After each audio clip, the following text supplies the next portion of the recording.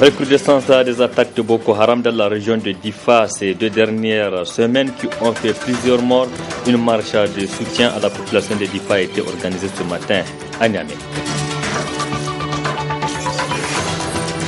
Nous sommes à la fin de l'année scolaire 2015-2016. Plusieurs établissements scolaires de Niamey sont en fête. Précision dans un instant.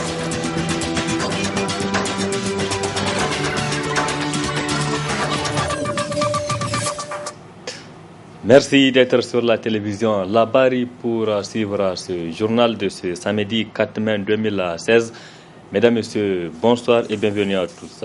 Le vendredi 3 juin dernier, les éléments de Boko Haram ont attaqué Bosso aux environs de 19h avant de prendre des positions des éléments de force de défense et de sécurité, ce qui a d'ailleurs provoqué la panique au sein de la population qui a déserté la ville. Selon le ministère de la Défense nationale, dans un communiqué ce samedi, cette attaque a fait 30 morts dans les rangs des soldats du Niger et 2 du côté des éléments de force du Nigeria et 67 autres militaires blessés. Dans le camp des assaillants, plusieurs éléments de Boko Haram ont été tués. Selon toujours le communiqué du ministère de la Défense nationale, les éléments de force de défense et de sécurité ont repris toutes les positions dans la ville de Bosso. La situation est sous contrôle et le calme est revenu.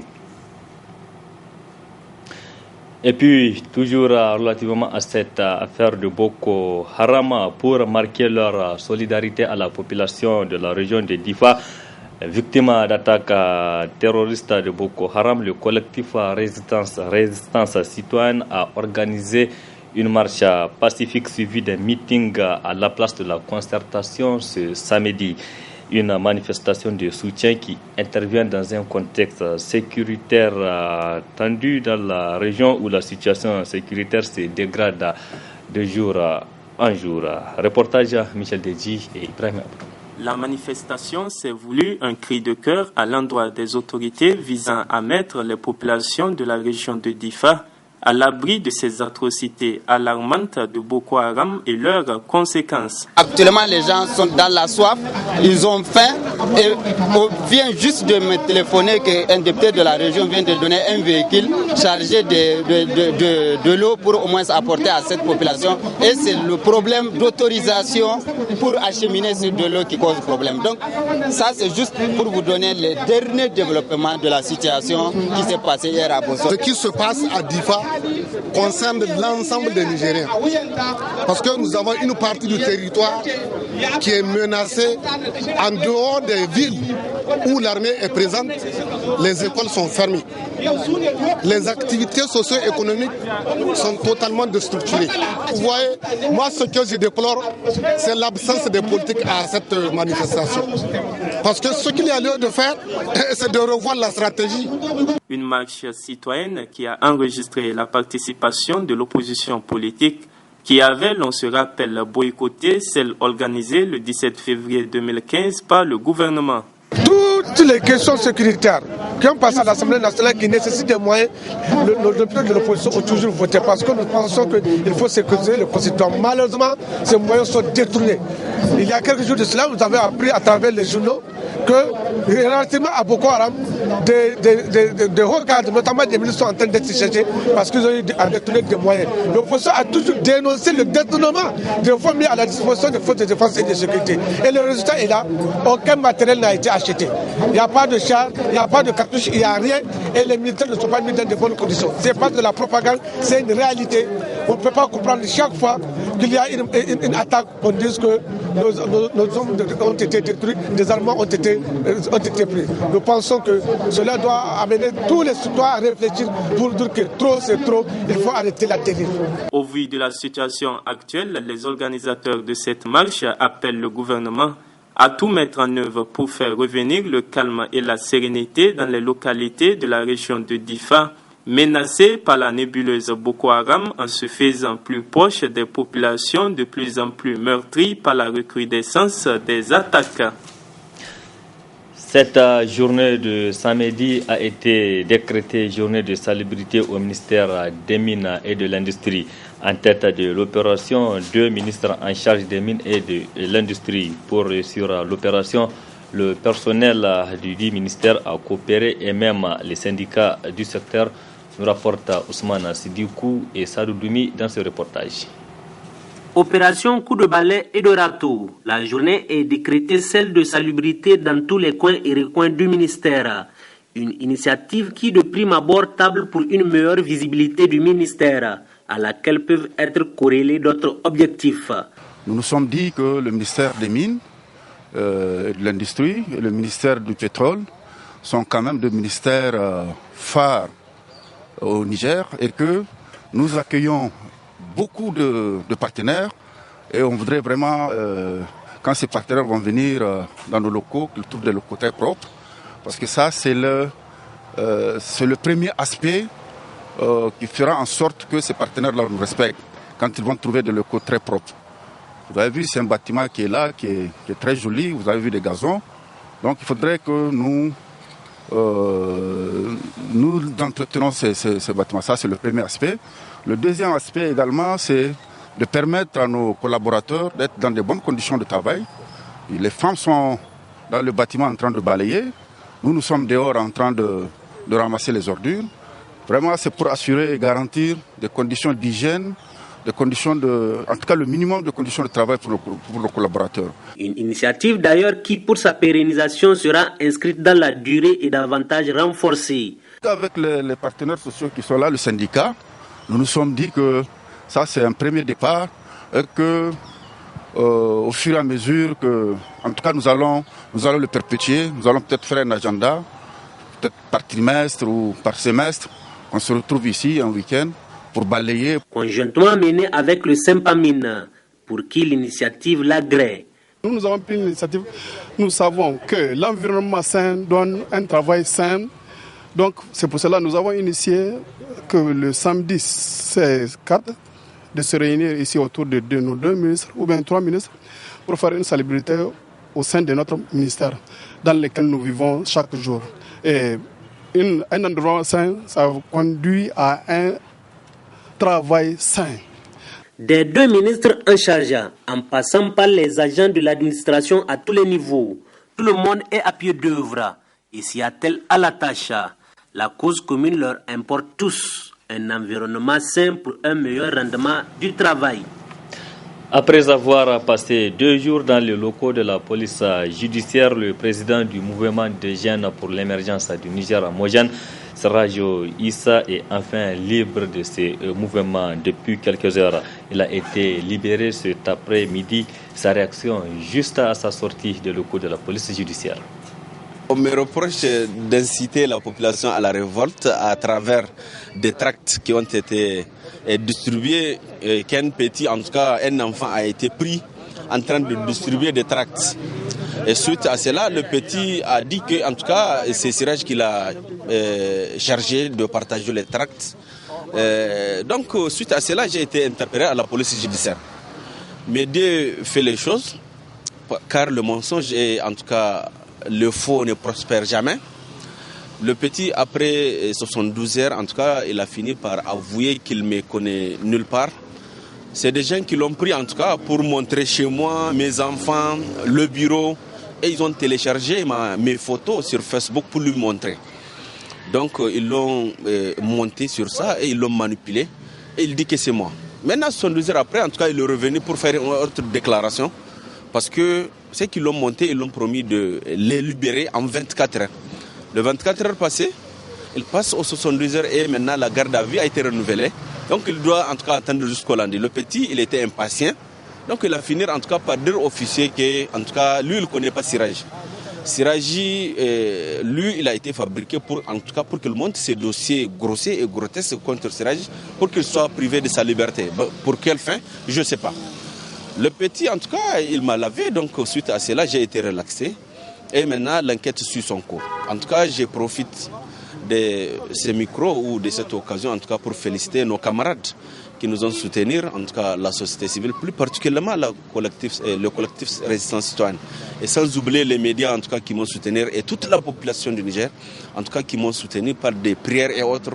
Donc, en tout cas, je remercie tout le monde. Maintenant, on attend, l'enquête suit son cours et on attend la suite, en tout cas, au niveau de la police judiciaire. Donc, au-delà, c'est un complot, au-delà de ma personne, c'est un complot contre la justice, c'est un complot contre, en tout cas, la police judiciaire. Parce que tous les moyens ont été en tout cas mobilisés pour en tout cas pour mettre la main en tout cas sur l'auteur qui en tout cas qui était supposé moi.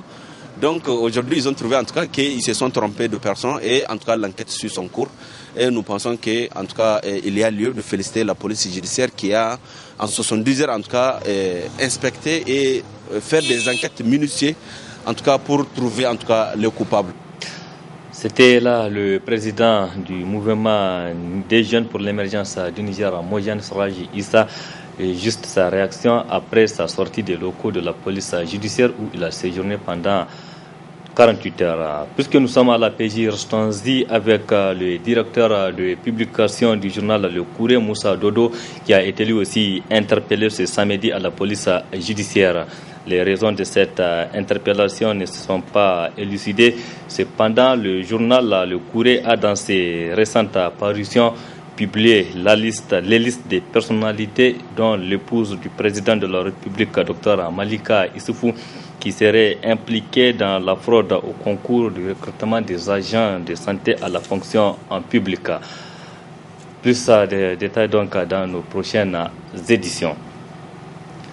Une soirée de gala a été organisée vendredi nuit au Grand Hôtel de Niamey, une initiative de l'ONIMED et l'association alternative Espace Citoyen qui vise à récompenser les meilleures œuvres journalistiques dans 3 thématiques, à savoir bonne gouvernance, citoyenneté et droits humains. On prit part à cette soirée le président du Conseil supérieur de la communication CSC, celui de la Commission nationale des droits humains CNDH et le représentant de la délégation de l'Union européenne au Niger. Le compte rendu de cette soirée avec nos reporters Ibrahim Tikire et Halidou Bourema. Célébrer l'excellence et le mérite, c'est le sens de cette soirée de gala organisée par Alternative Espace Citoyen et l'Observatoire nigérien indépendant des médias pour l'éthique et la déontologie, ONIMED. Ces 2 structures ont conjointement piloté un projet financé par l'Union européenne intitulé « Promotion de l'éthique et du contrôle citoyen des médias au Niger ». Nous avons effectué dans le cadre de ce projet des formations à l'intérieur du pays et qui ont concerné pratiquement 100 à 200 journalistes et sur des thèmes très porteurs comme les droits humains, comme la citoyenneté, comme la bonne gouvernance. En plus, nous avons profité de ces formations pour faire la promotion de l'éthique et de la déontologie en tant que telle, qui fait partie de notre mission, qui est même notre principale mission à l'ONIMED. Et pour nous, ce projet a réussi en ce sens que l'ONIMED a été renforcé dans sa gouvernance.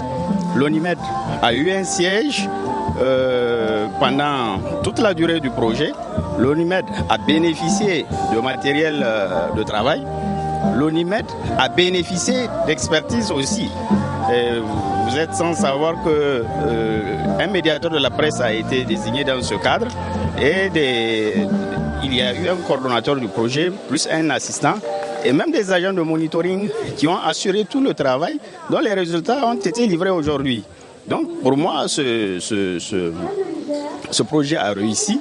S'agissant des lauréats, le jury a sur la base des articles et des productions audiovisuelles reçues attribué les prix suivants. Prix meilleur média du respect de l'éthique et de la déontologie remporté par le journal La Griffe avec une enveloppe de 3 millions de francs CFA. Sur la thématique bonne gouvernance, le comité a attribué le prix à Ali Issaka de la station régionale Orten Agadez. Dans la catégorie des droits humains, c'est Omar Hama du groupe Dounia qui a reçu des mains du président de la Commission nationale des droits humains la somme de 1 million de francs CFA. Catégorie citoyenneté, le prix a été décroché par Adamou Bouli Idé du groupe Bonferrey. Aujourd'hui, Dieu a fait en sorte que je suis le gagnant. Donc, je suis très émerveillé, je suis ému et je crois que ce prix, ça honore toute la presse nigérienne. Dans son allocution, le représentant de la délégation de l'Union européenne au Niger s'est réjoui du bon déroulement des activités du projet qui vise à promouvoir l'éthique, la déontologie dans le traitement de l'information. Côté animation, la soirée a été agrémentée par des artistes nationaux. L'islam et l'entrepreneuriat féminin, c'est le thème d'un séminaire qui a débuté ses travaux ce samedi au Grand Hôtel de Niamey. Une initiative conjointe du Réseau africain des femmes commerçantes et transformatrices et celui des femmes dynamiques. Ousmane Sidikou et Sadoudoumi pour le compte rendu. Le cadre créé est une synergie entre deux réseaux. Le Réseau africain des femmes commerçantes et transformatrices et le Réseau des femmes dynamiques. Créé par des femmes et pour les femmes, ces deux jeunes réseaux partagent les mêmes objectifs. Les objectifs sont la consolidation entre les femmes et la promotion de l'entrepreneuriat féminin. Nous visons une forte contribution de la femme au développement socio-économique de notre pays, car n'oublions pas que les femmes représentent plus de la moitié de la population. Ensemble, nous pouvons donc réaliser des choses extraordinaires. Une vision partagée et à laquelle adhère la ministre du Développement communautaire et de l'aménagement du territoire, car mettant au centre de leurs préoccupations l'autonomisation de la femme. Et aujourd'hui, au Niger, il est indéniable que la femme, elle joue un rôle très important dans le développement de ce pays. Et pour cela, les femmes, ce que je voudrais vous dire, au-delà de ce que nous attendons des autorités, ne restons pas toujours à parler du quota, on veut avoir le quota parce que nous sommes femmes. Je dis non, nous devons avoir de la place parce que nous le méritons. Parce que nous savons nous battre, nous savons faire beaucoup de choses. Aujourd'hui, la preuve, elle est là. C'est vous qui êtes là aujourd'hui, les femmes transformatrices, et vous aidez beaucoup au développement de ce pays-là. Parce qu'on veut manger. Et ce qu'on veut, c'est vraiment manger. C'est le béaba de toute une société. S'il n'y a pas à manger, il n'y a pas la paix, on ne pourra rien faire de ce pays-là. Alors, je vous exhorte tout le temps que vous êtes partout où nous soyons, ne tendons pas la main. C'est ça aussi qui fait aujourd'hui notre infériorité. Nous n'allons pas aller contre les lois de l'islam. Nous allons les respecter, tout en les respectant, faire ce qu'il faut pour nous, pour que nous nous épanouissions, pour que nous devenions autonomes. Une toute première rencontre qui, pour un coup d'essai, s'est révélée comme un coup de maître. C'est dire que le séminaire aura permis à ces femmes de voir plusieurs zones d'ombre éclairées, lequel séminaire, à travers des prêches d'éminents oulémas, aura fait comprendre à ces femmes que l'islam, loin d'être ce facteur bloquant, les y encourage pour véritablement prendre leur propre destin en main. C'est l'un des titres de ce journal. Une journée pas comme les autres ce samedi au complexe scolaire Ekodi. Une journée particulière pour les élèves, enseignants et responsables de cet établissement qui fête la fête de fin d'année scolaire 2015-2016. Occasion pour les responsables de récompenser les meilleurs élèves, nous rapporte Nafissa Zakou et Nasser Seydou. C'est par l'hymne national exécuté par les élèves du complexe scolaire privé Ekodi contre éviter les festivités entrant dans le cadre de la fête de fin d'année qu'organise Ekodi chaque année. Ces chansons, danses, chorégraphies et poèmes marquent la fin de l'année académique et annoncent les couleurs des grandes vacances. Une occasion de tirer le bilan de l'année 2015-2016 ainsi que les innovations en cours. Pour les petites classes, le bilan est satisfaisant. Maintenant, pour les classes d'examen, on attend voir les examens d'abord. Ben sinon, pour les petites classes, quand même, ça va. On va changer de manière de recruter. La manière de recruter, on va la changer. On va la changer parce que vraiment, cette année, on a eu tellement de problèmes avec les élèves parce qu'on n'a pas tenu compte de l'authenticité de ceux qui nous présentent, parce que Souvent, ils nous amènent des bulletins, on ne sait même pas si c'est des vrais bulletins, oui ou non. L'année prochaine, on a l'intention aussi d'ouvrir toutes les classes du lycée. Parce que nous avons déjà la seconde cette année. Donc l'année prochaine, nous allons ouvrir la première et la terminale pour le lycée. Très émus de cette fête organisée en faveur de leurs enfants, l'association des parents d'élèves a remercié l'école professionnelle de l'ECODI pour l'enseignement dispensé à leurs enfants, tout en soulignant les activités faites par l'APE durant l'année 2015-2016. Organisation de la kermesse qui a bien réussi. Organisation des sorties récréatives et culturelles. Organisation de la petite école à la télévision pour la promotion de notre école. Organisation des cours d'appui aux candidats au BPC, supporté entièrement par l'APE. La réalisation de 2 bancs en béton pour les élèves dans la cour de l'école. Les élèves comme leurs parents se réjouissent de la qualité de la formation dispensée à ECODI. L'école là, vraiment je l'admire parce que c'est un bon établissement et je remercie aussi mes parents de m'avoir inscrit ici parce que avant je ne voudrais pas venir ici, mais quand même quand j'étais venue ici j'étais très ravie parce que on nous a amené les meilleurs professeurs quoi. Ils savent bien étudier et nous éduquent aussi en même temps. Au début, mes enfants étaient ailleurs. J'ai appris que c'est une école bien disciplinée, une école qui suit très bien les enfants. Et voilà pourquoi j'ai décidé d'amener mes enfants. Et mes enfants vont en vacances et je suis satisfaite. Voilà, le résultat de mes enfants était vraiment admirable. Des cadeaux ont été décernés aux élèves qui se sont fait distinguer, une façon de les encourager et d'inciter les autres à mieux faire. Au complexe scolaire privé Kokoranta, c'est sans grand protocole que la fête de fin d'année a été célébrée ce samedi. Elle a été célébrée sous le signe de la paix. Présents à cette fête, les parents d'élèves ont apprécié la qualité de cours dispensés à Kokoranta. Retrouvons Nafisa Zakou, Nafisa Hassan et Halilou Bourema. Créé en octobre 2005, le complexe scolaire privé Kokoranta était en fête ce samedi. Une fête qui coïncide avec le 11e anniversaire de l'école et qui marque aussi la fin des activités académiques. Une journée de revoir entre élèves, enseignants et responsables de l'école. Je m'appelle Aïssat Maman Bassou, CM1A. Je suis très contente. À cette fête de fin d'année, je suis très heureuse, mais je suis un peu triste parce que c'est la dernière fois que je verrai mes amis. J'ai été la première de ma classe 6e A et aussi la première du centre de Kokoranta.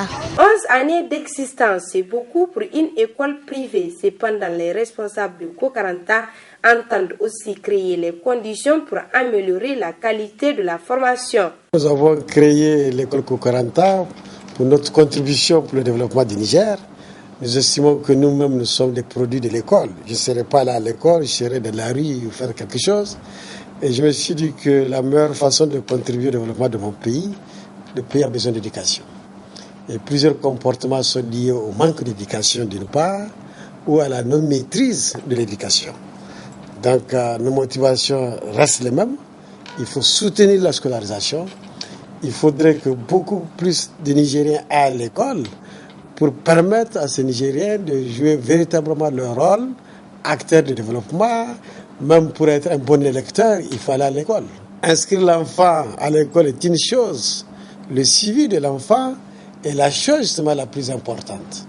Nous constatons que les parents sont plus motivés vers les cérémonies de baptême, de mariage, plutôt que de venir vers l'école pour s'enquérir sur le travail de leurs enfants. Et même quand nous organisons des réunions stratégiques, les parents sont absents à 80%. De leur côté, les parents se réjouissent du sérieux, mais surtout de la qualité des cours dispensés à Kokoranta. Cette fête est un grand succès pour cette école. Et cette fête coïncide avec le 10e anniversaire de l'établissement. Donc c'est l'âge de maturité pour cette école, quoi. Ce qui m'a motivé à inscrire mes élèves dans cette école, c'est que c'est une école qui met l'accent sur la discipline, qui met l'effort également sur le travail, l'effort, et également l'aspect sécurité aussi bien développé dans cette école.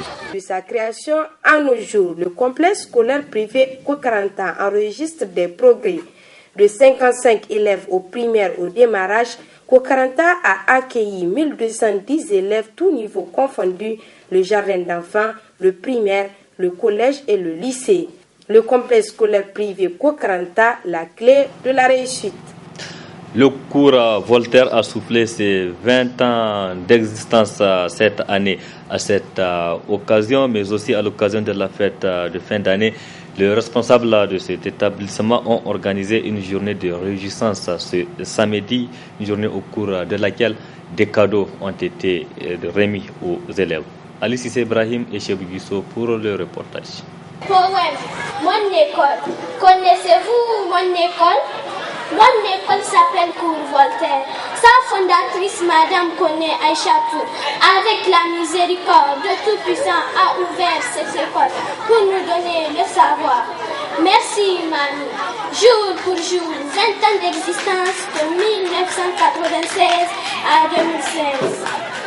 Joyeux anniversaire, 20 ans d'expérience. Afin de célébrer ces 20 ans d'existence, après 9 mois d'apprentissage, l'heure est à la détente pour les élèves qui vont partir en vacances. Aussi pour marquer ce moment d'arrêt des études, le cours Voltaire, qui compte le primaire, le collège et le lycée, a tenu d'organiser une journée de réjouissance à l'endroit de ses élèves. Occasion saisie par la fondatrice de cet établissement, Mme Koné Aïssa Ibrahim, pour dire que 20 ans durant, ils ont œuvré pour contribuer au développement de notre pays. Car le cours Voltaire, avec le primaire, ensuite le collège et le lycée, a formé des citoyens dignes et consciencieux qui aujourd'hui sont au service de la nation. Par la suite, pour mettre du rythme à la journée de fête au cours Voltaire, successivement des chants, des récitations, un poème et des chorégraphies ont été présentés aux parents d'élèves sous l'acclamation des élèves venus nombreux pour la circonstance.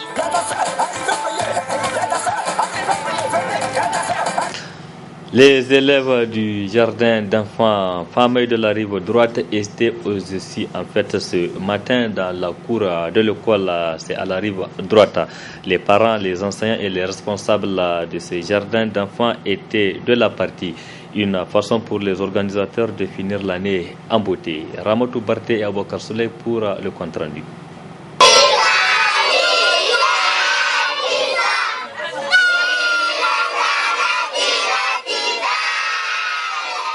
Après le travail, c'est la réjouissance au jardin d'enfants famille rive droite. Ainsi, pour permettre aux enfants de bien débuter les vacances, les responsables de ce centre d'éducation des petits ont jugé utile d'organiser cette fête de fin d'année. L'école tient son nom du groupement des féminins femmes, donc c'est pourquoi on a mis le nom. C'est un jardin d'enfants communautaire et ça a été fait pour faciliter la vie aux parents qui n'ont pas assez de moyens. Avec les parents, vraiment, on n'a aucun problème. Les enfants, vraiment, c'est des enfants sages. Ils ont été bien éduqués, ils respectent les maîtresses et tout ça. Vraiment, on les remercie. Je compte faire vraiment d'ici l'année prochaine. On compte que notre établissement sera vraiment grandi. Danser, chanter, jouer, c'est à tout cela que ces enfants se sont lancés pour exprimer leur joie en cette journée. Les parents également se réjouissent. Vraiment, j'ai trouvé des enseignantes accueillantes. La fondatrice est excellente, vraiment. Et s'il plaît à Dieu, même mes enfants qui restent, je vais les amener. S'il plaît à Dieu, il n'y a pas de problème ici. On vit en symbiose, nos enfants sont bien accueillis et bien nourris aussi. Le jardin d'enfants famille avec à son sein un crèche reçoit les enfants de 6 mois à 5 ans. Chers parents, n'hésitez pas. Les portes du jardin d'enfants famille restent grandement ouvertes pour vous. Je le disais dans ce journal, le directeur de publication du journal Le Courrier, Moussa Dodo, a été interpellé ce samedi à la police judiciaire. Et nous l'apprenons à l'instant même que le promoteur même de ce journal, Ali Soumana, est lui aussi interpellé à la police judiciaire il y a quelques instants. Les raisons de ces deux interpellations, nous les ignorons pour le moment. Cependant, nous rappelons que ce journal, le journal Le Courrier, a dans ses récentes publications publié donc les listes des personnalités dont l'épouse du président de la République, Dr Malika, qui serait impliquée dans la fraude au concours de recrutement des agents de santé à la fonction en public. Affaire donc à suivre. Et c'est la fin de ce journal, mesdames et messieurs. Merci à vous qui l'avez suivi. Restez en compagnie du programme de la télévision Labari. Au revoir et excellente nuit à toutes et à tous.